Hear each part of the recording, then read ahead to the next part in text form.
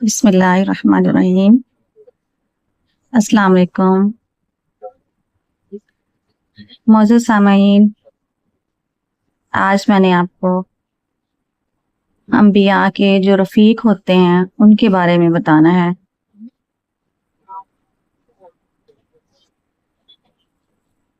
तमाम अंबिया जन्नत में उनका कोई ना कोई रफ़ीक ज़रूर होगा। रसूल करीम सल्लल्लाहु अलैहि वसल्लम ने इरशाद फरमाया, अबू बकर मेरे दुनिया के रफ़ीक हैं और उस्मान गनी रज़ी अल्लाह ताला अन्हु जो हैं वो मेरे जन्नत के रफ़ीक हैं। रफ़ीक का मतलब साथी और दोस्त होता है। हजरत अबू बकर सिद्दीक को अल्लाह ताला ने खुद रफ़ीक का लक़ब अता फरमाया। आप सबको पता ही है कि जब रसूल करीम सल्लल्लाहु अलैहि वसल्लम हिजरत करके मक्का से मदीना तशरीफ लेके गए, उस वक्त आपके साथ हजरत अबू बकर सिद्दीक रज़ी अल्लाह ताला अन्हु थे। तो अल्लाह ताला ने सूरह तौबा में इरशाद फरमाया, इज़ यक़ूलु लिस्साहिबिही ला तहज़न इन्नल्लाह मअना। अल्लाह ताला ने नबी सल्लल्लाहु अलैहि वसल्लम की बात बताई है कि वो अपने रफ़ीक से कह रहे थे, अपने साथी अपने दोस्त से कह रहे थे कि ला तहज़न, आप गम न करें, इन्नल्लाह मअना, बेशक अल्लाह हमारे साथ है। तो उस जात को, उस शख्स को जिसको खुद अल्लाह ताला अपने हबीब का साथी कह रहा है, तो हम कौन होते हैं उसको कोई और बात कहने वाले या कुछ और कहने वाले।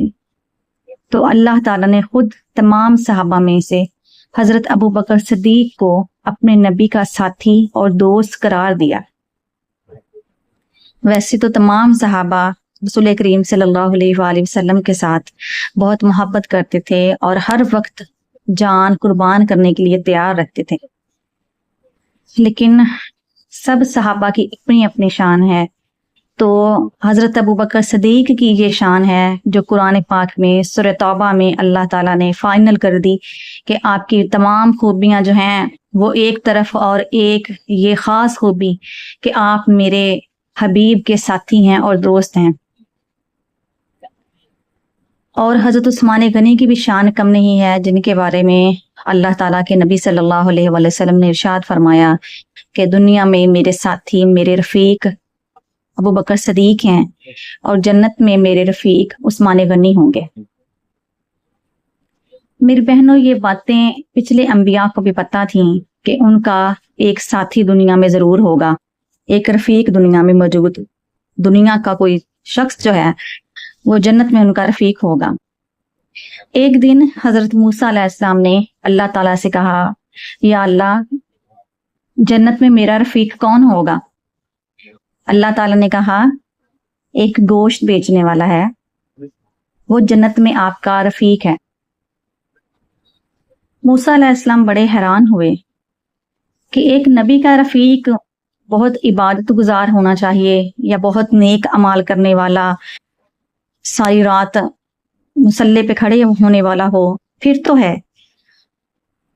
ये क्या बात हुई कि मेरा रफ़ीक एक कसाब है, गोश्त बेचने वाला। तो आपको बड़ा तजस्सुस हुआ, जिसकी वजह से हजरत मूसा अलैहिस्सलाम ने अल्लाह ताला से अर्ज की, कहने लगे, या अल्लाह, मैं अपने रफ़ीक से दुनिया में ही मिलना चाहता हूँ। अल्लाह ताला ने उनके घर का पता बता दिया और मूसा अलैहिस्सलाम से कहा, आप जाएं, आपको इजाजत है, आप जाके मिल लें। जब मूसा अलैहिस्सलाम गए तो आपने जाके कसाब से सलाम लिया और बैठ गए, और आपने बताया नहीं कि मैं मूसा हूं, मैं अल्लाह का पैगंबर हूं, क्योंकि मूसा अलैहिस्सलाम के इलाके से काफी दूर वो शख्स रहता था। मूसा अलैहिस्सलाम पे ईमान ला चुका था, लेकिन उसने अभी तक हजरत मूसा अलैहिस्सलाम को देखा नहीं था।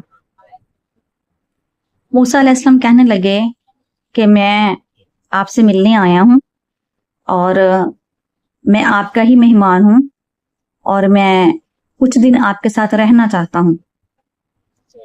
اصل میں رہنا اس لیے چاہتے تھے کہ وہ دیکھنا چاہتے تھے کہ اس کا کون سا عمل ہے جس کی وجہ سے اللہ تعالیٰ نے اس کو اتنے درجے دینے ہیں کہ دنیا میں تو مجھے لگ رہا ہے جیسے کوئی عام سا کام کرتا ہے، لیکن آخرت میں اس کے کتنے درجے ہوں گے کہ جنت میں ایک نبی کا ساتھ اس کو ملے گا۔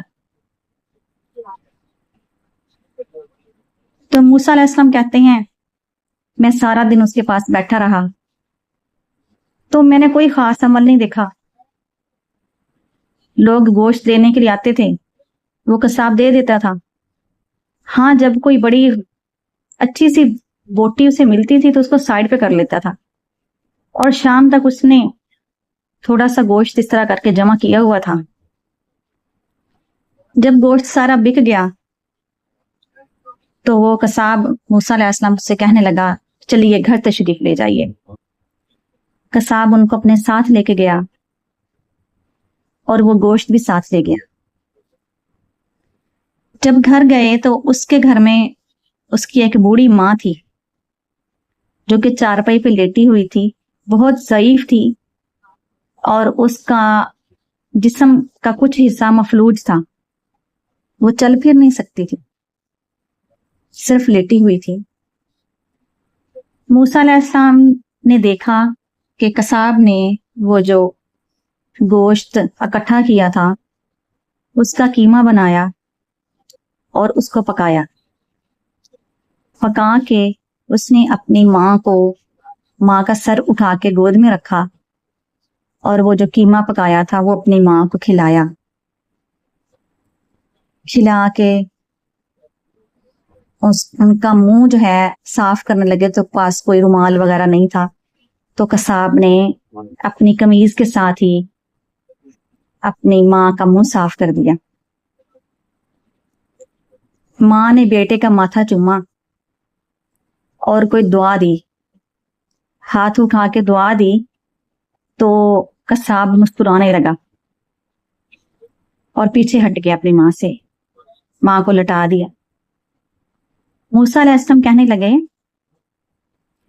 کہ جب آپ نے اپنی ماں کو کھانا کھلایا اور اس کا منہ صاف کیا تو آپ کی ماں آپ کو کوئی دعا دے رہی تھی تو آپ مسکرا رہے تھے، آپ کی ماں آپ کو کیا دعا دے رہی تھی؟ قصاب مسکرایا اور کہنے لگا اے میرے معزز مہمان، ماں تو ماں ہے نا، جو مرضی دعا دے، تو بس میری ماں میرے لیے بہت بڑی دعا کرتی ہے، تو جب دعا کرتی ہے تو میں مسکراتا ہوں کہ لو ماں کی بات سن لو، ماں کیا بات کرتی ہے۔ موسیٰ علیہ السلام کہنے لگے بتائیں تو صحیح ماں کیا دعا کرتی ہے؟ قصاب کہنے لگا میرے معزز مہمان، میں ایک عام سا شخص ہوں، میری ماں مجھے جب اس کو کھانا کھلاتا ہوں، اس کی خدمت کرتا ہوں تو ہر روز میری ماں مجھے دعا دیتی ہے، کہتی ہے کہ اللہ تجھے موسیٰ کا رفیق بنا دے، کہتی ہے جنت میں تجھے اللہ تعالیٰ موسیٰ کا رفیق بنا دے اور دنیا میں تجھے اس کی زیارت کروا دے۔ تو موسیٰ علیہ السلام کہنے لگے پھر آپ مسکراتے کیوں ہیں؟ کہنے لگا میں اس لیے مسکراتا ہوں کہ میں سارا دن کام کرتا ہوں اور اپنی بوڑھی اور معذور ماں کو چھوڑ کے ایک منٹ بھی کہیں جا نہیں سکتا، اور اللہ کے نبی موسیٰ علیہ السلام پہ ایمان رکھتا ہوں میں بھی اور میری ماں بھی، لیکن وہ ہمارے علاقے سے کئی 100 کلومیٹر دور رہتے ہیں، بھلا میں کہاں جاؤں گا اور جا کے ان کی زیارت کروں گا؟ اور میرے پاس کوئی عمل نہیں ہے کہ میری ماں کی یہ بھی دعا قبول ہو جائے کہ اللہ جنت میں مجھے ان کا رفیق بنا دے، بھلا اتنے درجے مجھے کہاں سے ملیں گے؟ موسیٰ علیہ السلام نے ان کو گلے سے لگایا اور کہنے لگے اے ماں کی خدمت گزار، موسیٰ خود چل کے تیرے گھر آ گیا اور تیری ماں کی یہ دعا اللہ نے قبول کر لی ہے کہ دنیا میں تجھے اللہ کے نبی موسیٰ علیہ السلام کی زیارت ہو چکی ہے، اور جو دوسری دعا تیری ماں تجھے دیتی ہے کہ اللہ تعالیٰ جنت میں